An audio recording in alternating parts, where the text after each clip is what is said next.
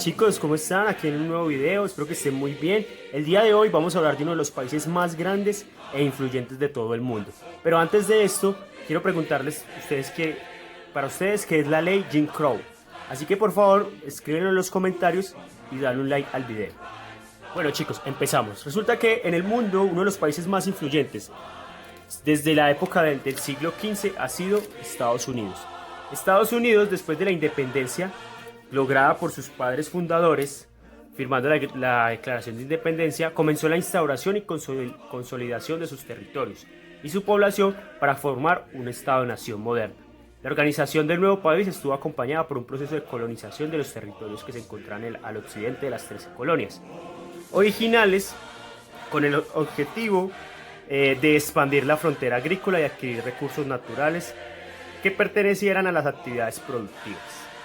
Este proceso desencadenó la migración de colonos blancos hacia el oeste y la fundación de nuevos estados como Vermont, Kentucky, Tennessee y Ohio entre 1791 y 1803.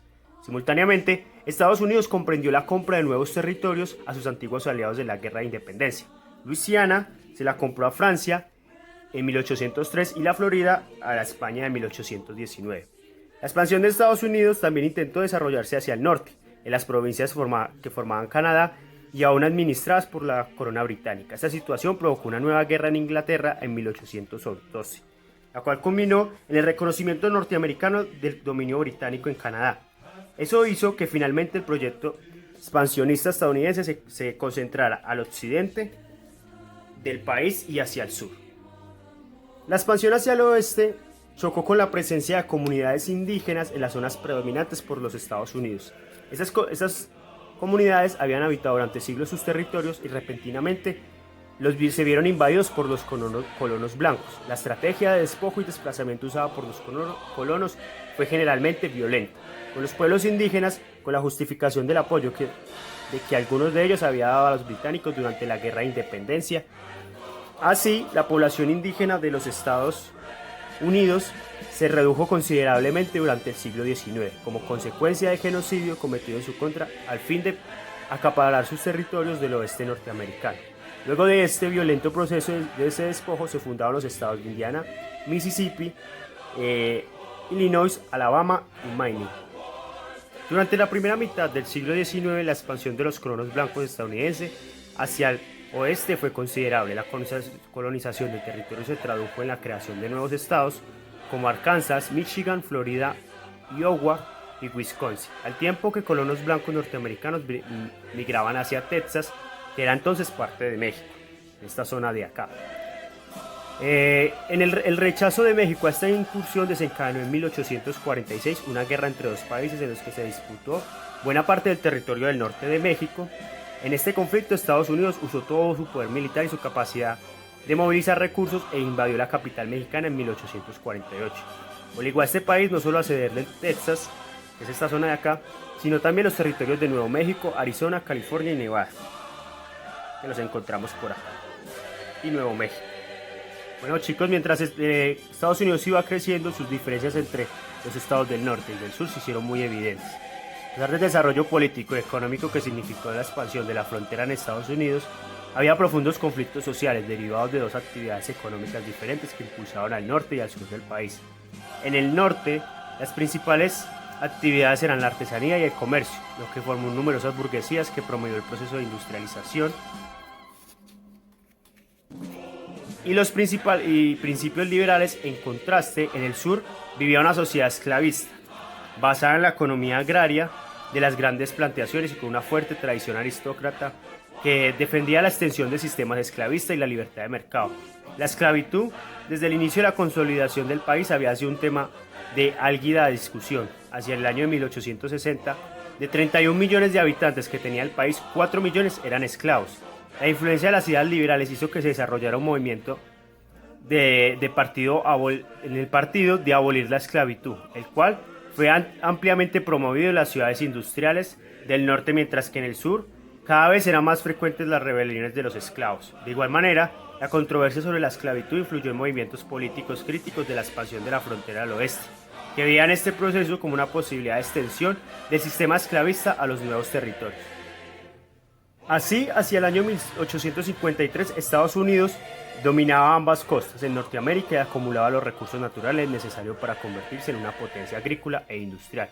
Mientras tanto, la población de esta seguía migrando hacia los nuevos territorios y formados de los estados de Minnesota, Oregon, Kansas, Nebraska, Colorado, Montana y Dakota del Norte y Dakota del Sur, Washington y Wyoming como afirmación de la expansión de la frontera. El gobierno le compró a México el territorio de Mesilla en 1854 y Alaska a Rusia. Estaba más adelante después de Canadá.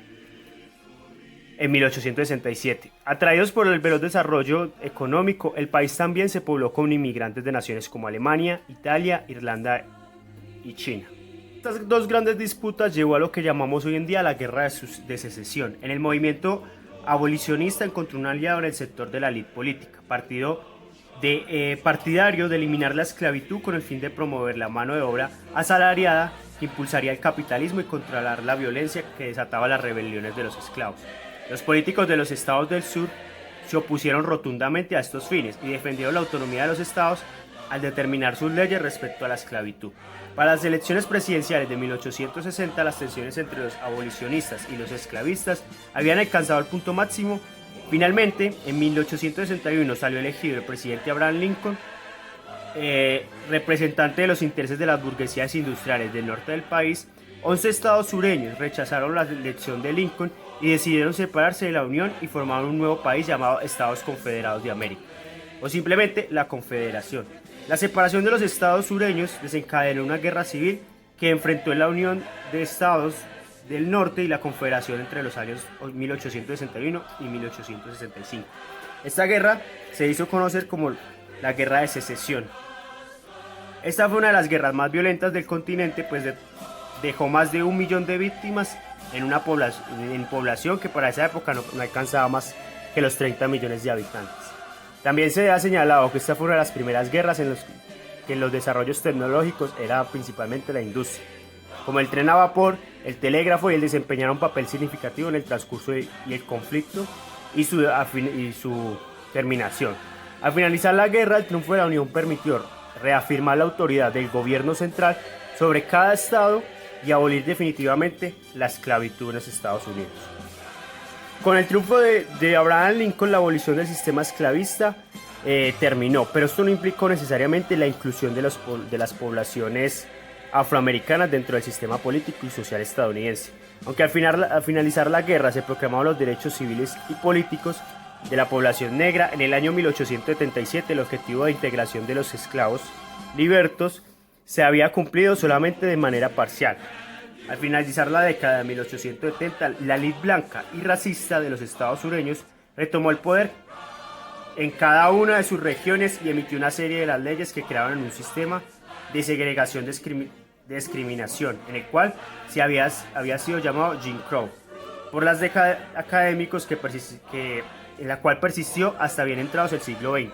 Todos los afroamericanos fueron excluidos del poder político y además obligados a vivir en vecindarios separados, asistir a escuelas públicas separadas, a restaurantes e incluso baños separados de la población blanca. El uso del transporte público estaba organizado de manera de que los asientos de la parte delantera solamente podrían ser ocupados por las personas blancas. El descubrimiento de yacimientos de petróleo, carbón, hierro y oro en algunos territorios de nuevos estados del oeste sirvió como impulso para el despliegue industrial de Estados Unidos. Este desarrollo se sostuvo mediante la creación del Trust, nombre que recibió las empresas que controlaban un sector específico de la producción de materias primas, bienes industriales, transportes y servicios financieros. El auge de estas actividades hizo que a finales del siglo XIX el país superara a Inglaterra en los niveles de producción industrial y se convirtiera en una potencia económica a la par de los países de Europa. El control absoluto de los trusts sobre la riqueza derivada de la industrialización a costa de la pobreza de la clase obrera hizo que Estados Unidos fuera uno de los grandes focos de desarrollo del movimiento obrero. Se formaron toda clase de sindicatos y asociaciones agremiacionales y movimientos que abogaban por mejores condiciones de vida para los obreros y reducción de las jornadas laborales, mejores salarios e incluso cambios revolucionarios. De igual manera, la industrialización permitió que Estados Unidos Aparecían nuevos desarrollos tecnológicos como el telégrafo, el teléfono, la luz eléctrica y el fonógrafo. Estados Unidos como nación no había terminado de construirse y ellos aún esperaban y deseaban seguir creciendo, ¿sí? El imperialismo europeo sirvió como modelo a las reformas de expansión desarrolladas en Estados Unidos durante el siglo XIX, no solo mediante la extensión de su frontera hacia el oeste, sino con el desarrollo de programas de intervención a la política de la economía de América Latina. Esas políticas de intervención y expansión mercarían las relaciones entre algunos países latinoamericanos y Estados Unidos durante buena parte del siglo XX. La política de intervención de Estados Unidos se basó en dos ideas o principios. La primera de estas, la doctrina Monroe, fue la política de defensa impulsada en 1823 por el presidente James Monroe. De acuerdo con esta doctrina, Estados Unidos consideraba la intervención europea en cualquier país del continente como una agresión a su propio país. Se manifestaba en el lema América para los americanos. En la práctica, esta idea significó una férrea defensa de los intereses norteamericanos en la política interna de los demás países del continente. El destino manifestó en principio el desarrollo por los escritores y columnistas como John O'Sullivan y Alfred Mahan. Según estos autores, Estados Unidos, por el origen racial de sus habitantes originarios y sus supuestas virtudes, estaba destinado a expandirse sin límites y por tanto tenía el derecho de ocupar territorios y controlar recursos que estuvieran en manos de pueblos o instituciones consideradas inferiores. Para los defensores de esta doctrina, entonces, la expansión de Estados Unidos no solamente era buena o deseable, sino también inevitable y certera. Bueno, bajo los principios del destino manifiesto, los dirigentes políticos de Estados Unidos justificaban la guerra con México y la expansión hacia el oeste, a costa de las comunidades indígenas y de los pueblos de cada lugar del que se apropiaban.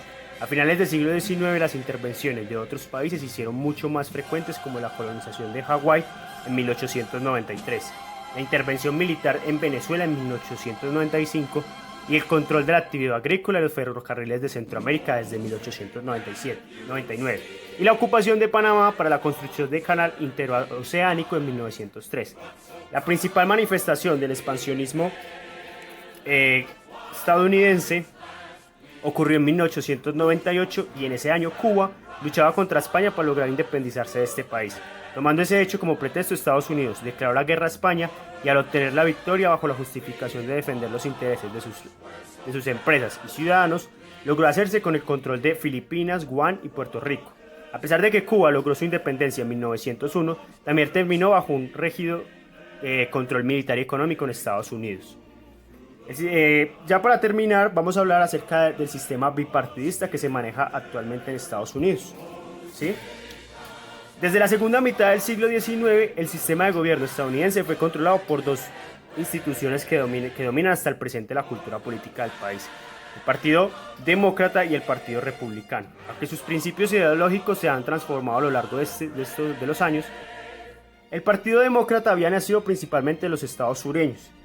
Era controlado por algunos aristócratas e industriales esclavistas, defensores del liberalismo económico, mientras que el Partido Republicano surgió en 1854 y era controlado por industriales principalmente de los estados del norte, defensores de la abolición de la esclavitud y promotores del impulso industrial nacional. Después de la Guerra de Sucesión, y gracias al apoyo de los antiguos esclavos del sur, el Partido Republicano controló el gobierno federal hasta principios del siglo XX. Eso le convertiría en el principal promotor de las ideas imperialistas de la mano de líderes como William McKinley y Theodore Roosevelt. ¿Listo, chicos? Pues esto es lo que tenemos que saber de Estados Unidos desde el siglo XIX hasta el siglo XX. Es muy importante que entendamos que hoy en día esta hegemonía demócrata y republicana sigue estando, ¿sí? En Estados Unidos solo están estos dos partidos políticos. Este es lo que llamamos el bipartidismo, y sabemos que aún esta idea imperialista se sigue dando en todo el mundo, ¿sí? Estados Unidos quiere pintar el mundo con su bandera de estrellas y de franjas rojas y blancas para así poder tomar el control del mundo. Pero Estados Unidos sigue, los otros países siguen. Vamos a ver qué pasa. En este momento quieren hacer una intervención en Venezuela, pero tenemos que estar muy atentos a las noticias, ¿no? Esto fue todo. Muchas gracias, que Dios los bendiga y nos vemos en el próximo video.